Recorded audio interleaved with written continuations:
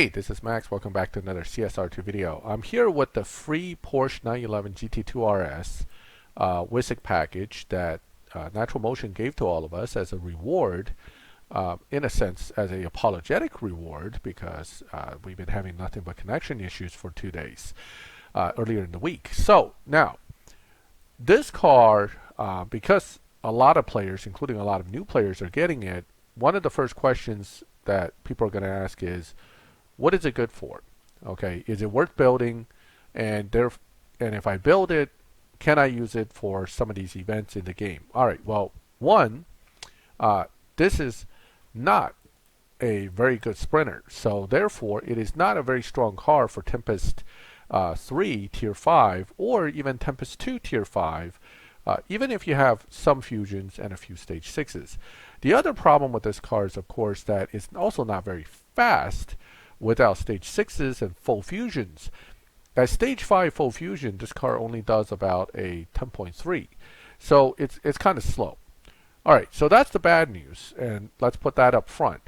The other piece of bad news is, of course, that it's a Porsche, which means unless you have a lot of fusions from Porsche playing over time, you're not going to be able to max this car out on fusions, and therefore you're going to have very low Evo, and it's not even useful for live without at least 1,000 Evo points. So it's one of those cars that build it if you don't have anything else and you're looking for some change of pace for live racing. And then I'm going to give you some good news, because at least for live racing with a specific stage 6 upgrade, which is nitrous, okay, everything else can be stage 5, it is actually pretty competitive. That's because this car can be tuned with that stage 6 nitrous to potentially run pretty well. Now you can also tweak the dyno a little bit by playing with the nitrous, either having it at 10.19 or having it at, say, 10.22, whichever you feel would be pretty good. I would probably put it right around 10.212, which puts you somewhere with 10.1 opponents and so on and so forth. Now you can tweak it a little bit this way to change the way it drives, but I find good old 2.0 final drive is just fine. Now, the beauty of this car is that if you can launch it correctly, and you do need to launch it as close to perfect as possible, like most cars, and you short shift the first few gears and let fourth run out and nitrous in fifth, you can beat dyno. And it's a natural dyno beating. There's no need to tweak anything. Just do this, and then let fourth gear run through. And then you nitrous in fifth, sixth. And yes, you're wasting a lot of nitrous duration, but nitrous isn't one of the stronger stage 6s. In fact, dyno-wise, it's one of the worst stage 6s. But what it does allow you to do is to beat dyno by at least 2/10. And if done correctly, if you launch correctly, you can actually beat dyno by about 3/10. But that perfect launch can be a little tricky. Now, 2/10 from 10.2 allows you to run like a 10.0 without breaking into the 9s, which is a pretty stable spot for a particular live lobby, and that is basically the 999 to 10.2 lobby. I don't want to say that's exact cutoffs, but that's the general idea. 10.0 to 10.199 seems to be the range. Now, in this range, you have a lot of cars that could potentially not just beat dyno, but outright destroy dyno by down-tuning from a faster time. So it's a slightly tricky lobby to be in, but for the most part, if you're capable of running 10.0 with a 10.2 dyno, or even better, this puts you in a pretty competitive spot in this particular lobby. Okay, so you would just go ahead and run it to fourth, nitrous, and you should be able to pull past the opponent for the most part. I mean, most opponents in this lobby will beat dyno somewhat, but you should be able to stay competitive. But keep in mind you have a 10.2 dyno, and if you're running 10.0s over and over again, it could potentially hurt you in the long run. Now, by increasing the nitrous duration, actually, I can get this car into 9.9s at an even slower dyno, but it's not necessarily going to be that wonderful to do that. Okay, so here I'm gonna let him win because he has swap symbols and maybe he wants to swap. This also lets me kind of push the car, not push the car as hard to get to a faster time. Now, 10.025 again is pretty good. I suspect, cars in here could run as low as 9.9s, particularly something like the NSXR. But this car's okay. It's not too bad on competitiveness when it comes to facing these cars. Now again, if I can get the launch even better, that would be perfect. Having a land right in that perfect spot would be very helpful. But let's see what happens.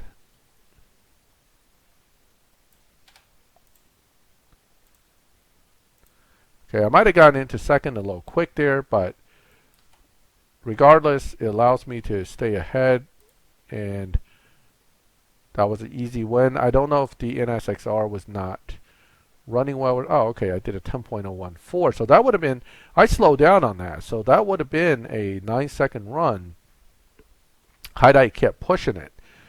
So again, at this point I almost want to move my dyno up a little bit to like the 10.1s or slow it down a little bit to 10.25 or slower. I think there is a cutoff there, but let's go ahead and take another run. So again, with that launch, it seems to have done a lot better. It would have been in a beating dyno by more than 0.2, which is nice.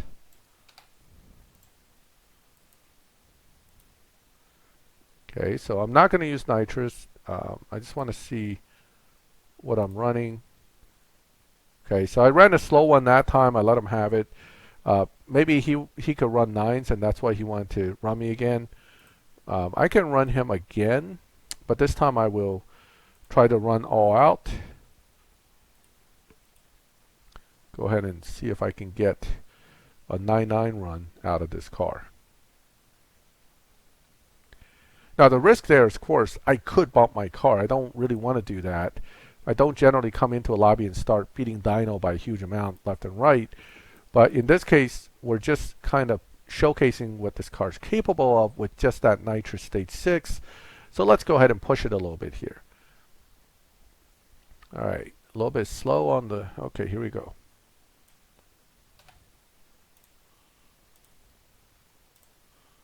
Okay, so this time I'm going to nitrous it and let it run full out.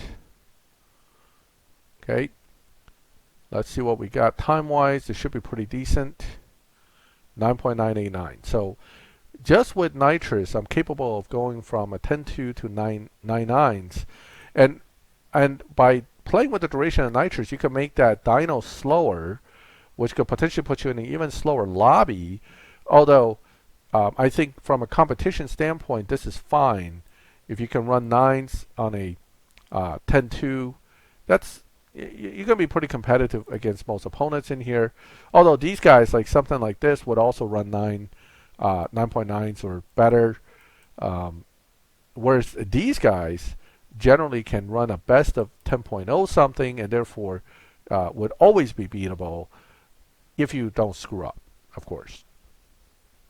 So for this one, I can definitely beat him because I know the fastest they can run is about a 10.08 or so. Okay.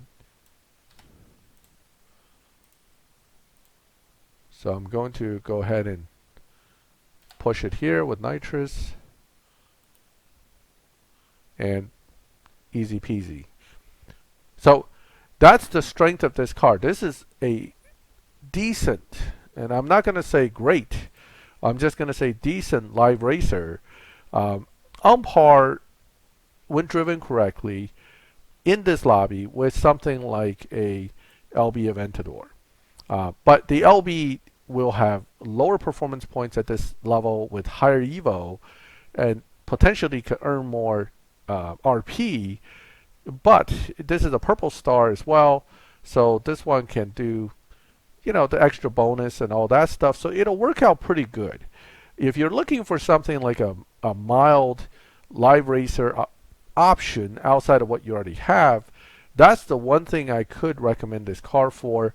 The only thing I want to point out is that with this particular car, only S6 nitrous seems to give you the biggest dyno beating margin. While you can use S5 nitrous with any other stage 6, you will still beat dyno by about 2/10. It's usually not as a great of a margin, you know, with the same shift pattern, the same driving techniques. And you may end up with even higher performance points versus a mediocre Evo. So it's not optimal, but again, it's a decent live racer. So if you're looking for a live racer and you have the Fusions and you have the cash and you just want something different to build and use in live, it is good for that. Outside of that though, this car, I don't find it to be particularly useful. And I don't recommend it really for anything other than maybe some live racing. Real quick rundown on stage 6 overall effects. Best stage 6 is the body, and it drops dyno from 10.3 all the way to 9.5. Then you have two stage 6s that'll drop you from 10.3 to about 9.9 and 9.8, which is trans at second at 9.8, tire at third at 9.9. Then things get kind of bad, and you start to look at 10.1s with intake, 10. Oh wait, did I put this in? Oh no. Okay, 10.1s, 10.2, low 10.2, slightly higher 10.2, but still on the low end, and then high 10.2 to 10.19s, depending on how you tune it for the nitrous. So really, what you have is you have body, trans, tire, intake, turbo, and then, or actually intake, nitrous, turbo, and engine if you want to tune it a particular way. But generally speaking, nitrous from a dyno standpoint is pretty bad, but it helps you beat dyno by a lot. So that is the free car that we got, and that's my quick review of it with a little bit of live racing to show you. As far as the tune is concerned, Max Evo tune, and you can play with this to get whatever gets you the highest Evo. Same with this, you can tune it two different ways to the final gear here, which gives slightly higher usually, or you can tune it to this gear here for the top speed, which generally gets you a slower dyno, but you end up running about the same. And you can still hit the same numbers as you have with that gear. So that's really a driving technique and personal preference issue at that point. So overall, again, I would say out of A to F, if we go off of that scale, this is a solid C for a car. Whether you build it, that's up to you, but certainly don't waste resources on it unless that's just kind of something you want to build to have on the side for live racing. Well, that is a quick review of the free 911 GT2 RS that we received from Natural Motion. Let me know if you have any questions. If you have any comments, feel free to make them in the comments. If you like the video, leave a like, and if you like my channel, subscribe. As always, thank you for watching my videos. I'll catch you next time.